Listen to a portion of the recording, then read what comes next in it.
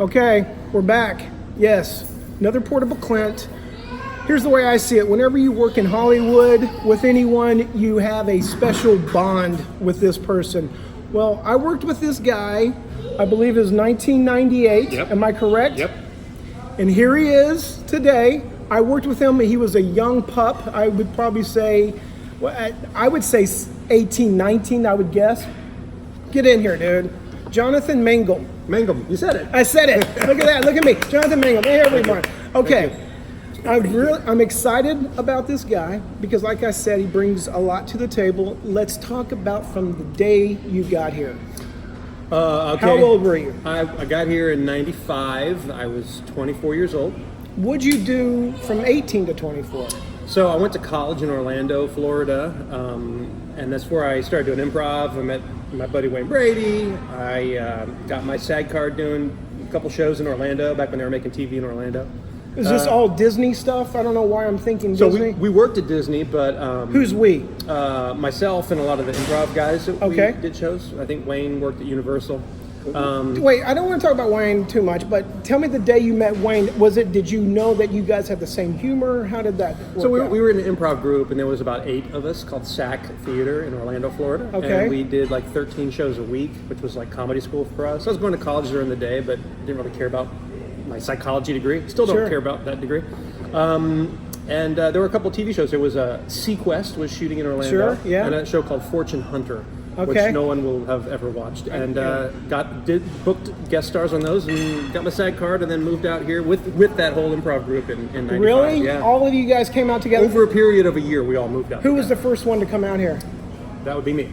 And did the guys say, hey, man, go and check it out, let us know how it is, and we'll come out there? Or was it always planned that everybody's coming out? I think they were kind of just wanted to see how I did, and I just started booking commercials almost immediately. Really? How Yeah. long? How long did it take? 6 months in, and I just started booking commercials. What was your very first commercial out The here? first commercial was I believe it was a Twix commercial.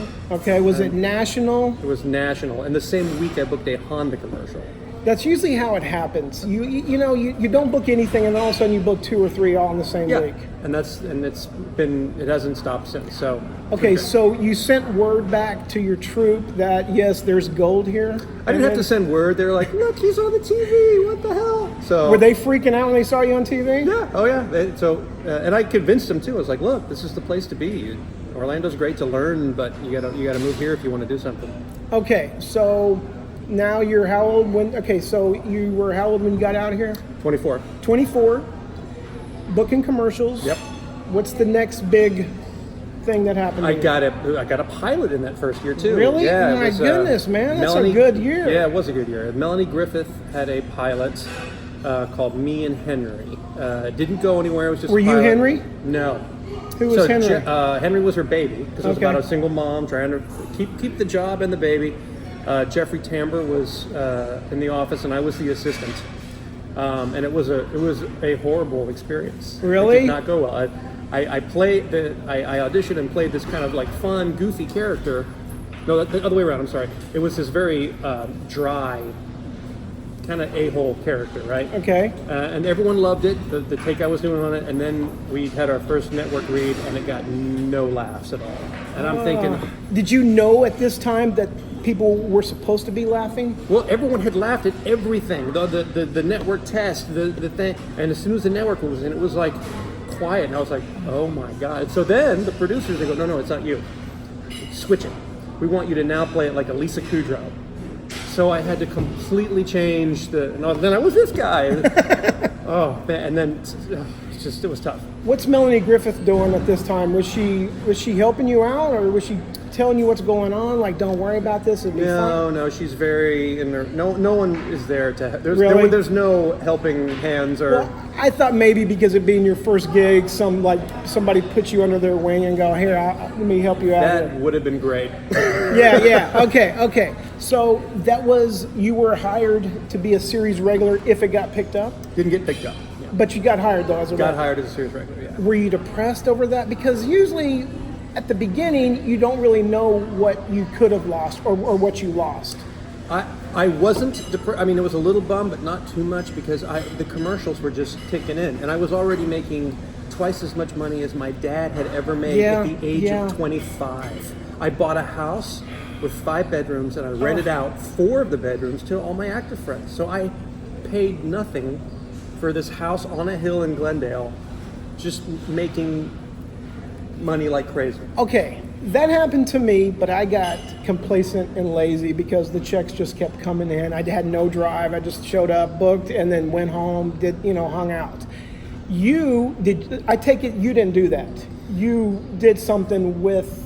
So, I mean, I bought the house, which was a great thing. That's but awesome. Right around 99, when my buddy from the improv group, Wayne Brady, said, he got on Who's Line and became, a household name, and then he started touring, and he brought me with him. So now we still tour this 2-person improv show across the country. It got me through the writer's strike, it got me through the SAG strike. So I always have had, thanks to his loyalty, always have had this great source of income. What do you think that loyalty is between you and him? I mean, like, why so much loyalty? I think we were both 19 when we started doing improv together, and so we if you do comedy, you know about being in the trenches with people. As there's just this connection because you live through all the. I mean, I knew him when he was dirt poor and like struggling, and so he's like a brother. That's awesome. Now, at the very beginning, did you ever get freaked out that maybe he was getting bigger than you? Did you ever have to go? Did you go through any of that at all? No, I never. It never felt. There was never a competition between me and him. I mean, he's so good at what he does, and what I do is, although we both do improv, we do different things. So it was always like, yeah, go, man. Okay, so let's scoot back. So let's go back before you guys were best friends and you hooked each other up. Right. You're out here. You buy the house. What was the next big gig after you bought the house? Bought the house, did that. The writer's strike you said was what, 99? No, it was after that, I think. And so, but during the writer's strike, we toured a lot. Okay. So that's pretty much. I mean, it just was a constant flow of commercials up until about 2004, and then I got on the Drew Carey show. Okay. How many episodes did you do of the Drew Carey show? I did 20 episodes in their last 2 seasons. But more importantly, I think, was that I became pals with Drew, who did a lot of improv, and he brought me into that improv world, the Who's Line improv world, in addition to Wayne. So I had 2 people kind of fighting for me to get on the show at that point. Well, Jonathan, it's always so cool. I literally have been on it for 32 years. There's about a handful of people who I can say has looked out for me. Right. And is he? I mean, you have Wayne Brady, you have Drew Carey. Who else is looking out for you that I don't know about? My I mean, wife. you don't even. Okay, you're right. Well, that's same here. Yeah.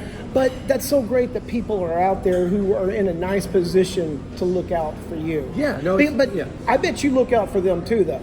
Oh yeah, of course. I mean, yeah. They wouldn't be bringing you and helping you and doing things with you if you weren't as loyal as them.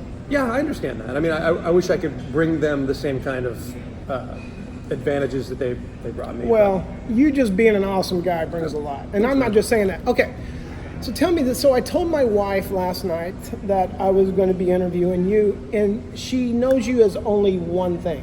Okay. The Whataburger guy. Oh, not the Midnight Lover?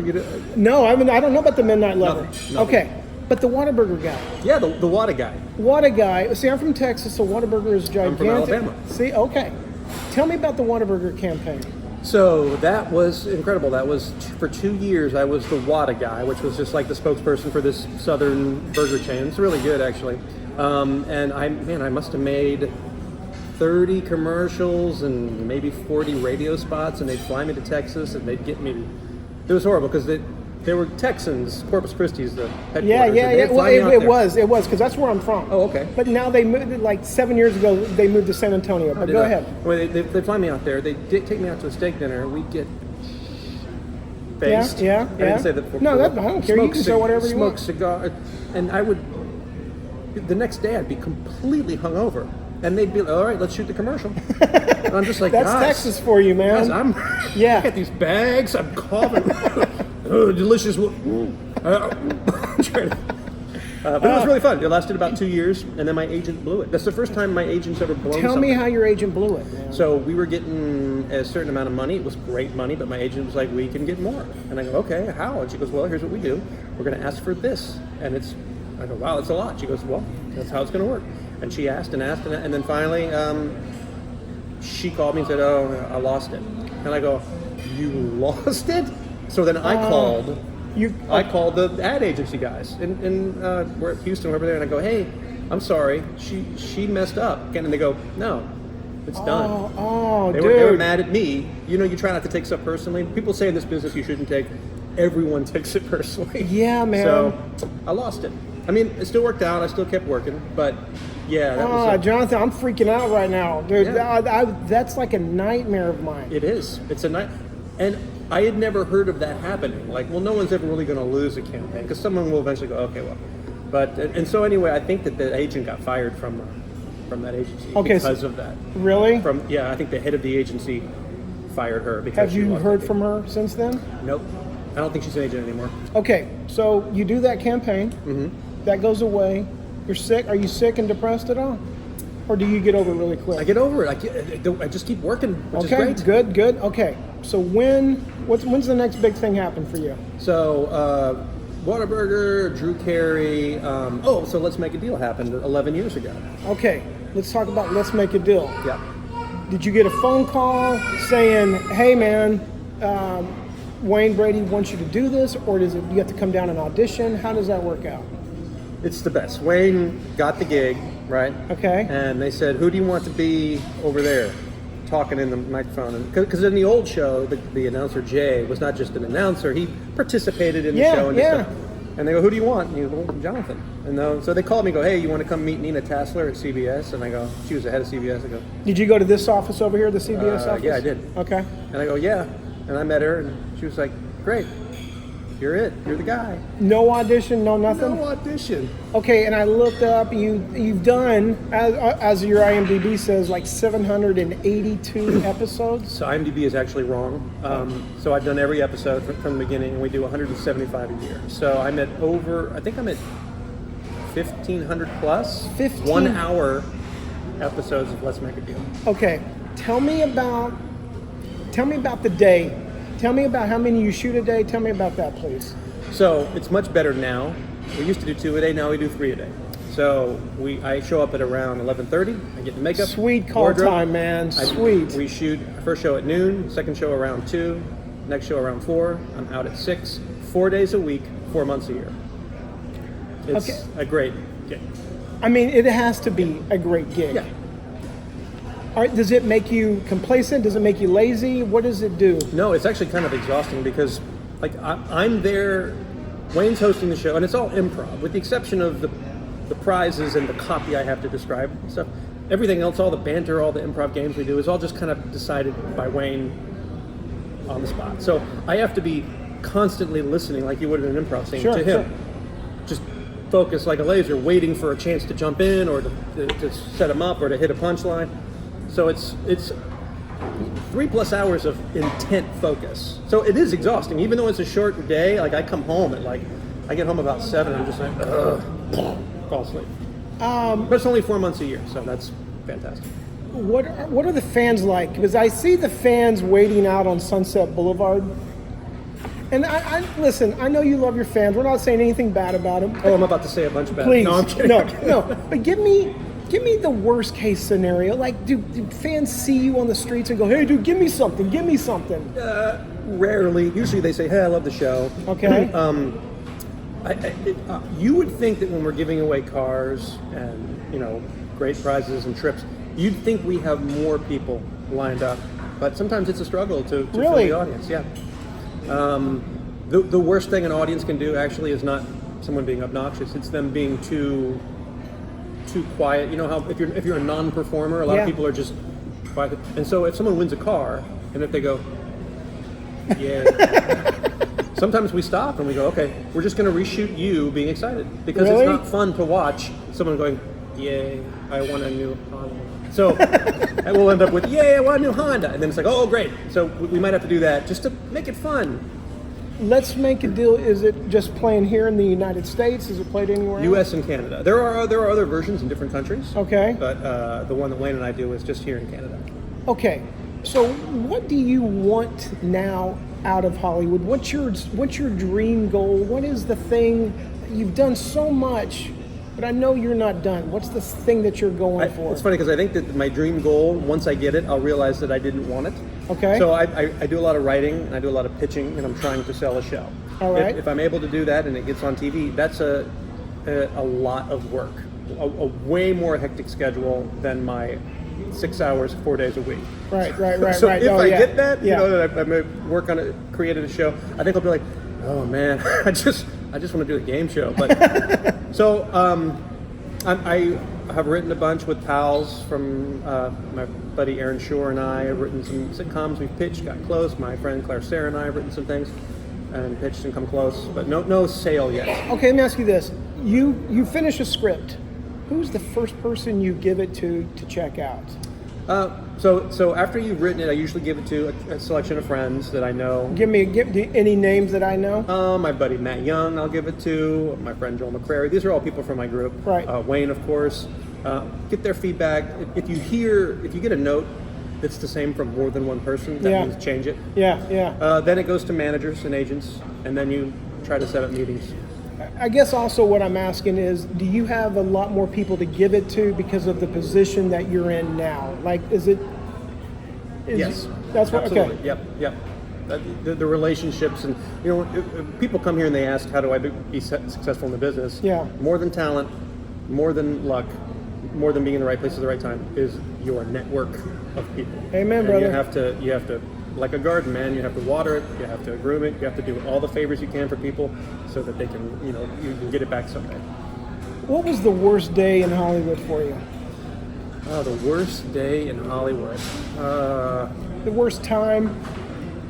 Something where you thought, man, my dreams are not happening. I mean, this is not going down. So I had the pleasure of getting to audition for Saturday Night Live. Okay. And they warn you that they're not going to laugh at your stuff. Yeah. And did you wait? I'm sorry. Did you audition here or on the East Coast? so they fly to New York. Okay. They put you on the SNL stage. Tina Fey, Lorne Michaels, all these people sit at the table, and they judge you as you're doing it like a monologue, like you would on SNL. So I feel like I did pretty good. I got a few laughs, but sketch comedy was never. Improv was always my thing. Like doing characters, like, is not exactly my cup of tea. So after that, I just felt like, for a while, that it's like, oh, you blew your shot, which I didn't. It wasn't for me. Right. Yeah. And then I got on what I always wanted to be on, which is I always wanted to be on Whose Line Is It Anyway, which is an improv show, and I finally got on that, and now I recur on that. So. How did you get on that show? I mean, I know that there's players involved that you know, but how did you finally end up? Like, why didn't you start, or how did you find? I auditioned a bunch for it and never got on the ABC Who was version. the person saying no? Because if they were all your friends, who's the guy saying no to Dan that? Patterson is the EP of the show, Okay. and he just kept saying no. Eventually, I ended up doing other shows for him that only aired in England, and I proved to myself over there. So he gave me a shot here, and then I did well. And That show is on. It's on seasonal, like it comes on just for a couple of. How? it's on during the summer, but Okay. it also airs all year long on different cable channels and stuff. And you can watch them all on the CW. Every episode of Whose Line Ever is available on CW.com. Okay, so that was your worst time, the Saturday Night Live thing, because you thought you wanted it, but maybe you really didn't. Yeah. Yeah. I mean, of course I didn't. Of course I wanted it, but it just wasn't really my thing. I mean, there are people that work on sketches and characters and impressions from teenage years all the way up with that in mind, and I'm glad I had a chance. What's a piece of advice that someone gave you about this whole business that's always kind of stuck with you? Get out. Seriously, you do hear that a lot, but give me something. Like you mentioned off camera earlier to me, just you gotta fail at stuff. You gotta celebrate it. When you fail, that's a good thing about being in the improv troupe. When you fail with an improv troupe, you're all like, "Yay, we failed! High five, we failed!" And you can just enjoy the suck together. That's the great thing about having a crew, man, is that you celebrate together and you moan together. Yep. Tell me this. There's a guy out there, 18 years old, watching this, wants to come out here. Do you tell him to come out here? What do you tell him? What are you telling that dude Yeah, right if this now? is what you want to do, you come out here. Unless there's if if you're in Atlanta, for example, and there's a couple of union shows, which usually will hire a co-star, sometimes a guest star out of Atlanta, go do that, get your SAG card. It's a nice way. But if you're anywhere else where they're not making TV, you've got to come here, start making friends, because the people that you play softball with, that work at the Starbucks with you, when you're 18, are going to be showrunners and network heads when they're 35 and 40. Okay. Man, I think that is it. You just gave the perfect interview. Can I plug one thing? That'd be Dude, perfect. plug away, So one dude. thing I do for fun is a little animated thing called Cooter's News. Okay. It's a 45-second bit weekly where this Southern character named Cooter just gives a quick little news I snippet. love it. I love it. You can find it on Instagram at Cooter's News or on Facebook at Cooter's News. Okay, I'm following you today on that. Yay! Anything you want to tell those people out there? Thanks for watching if you have, and if you haven't, watch.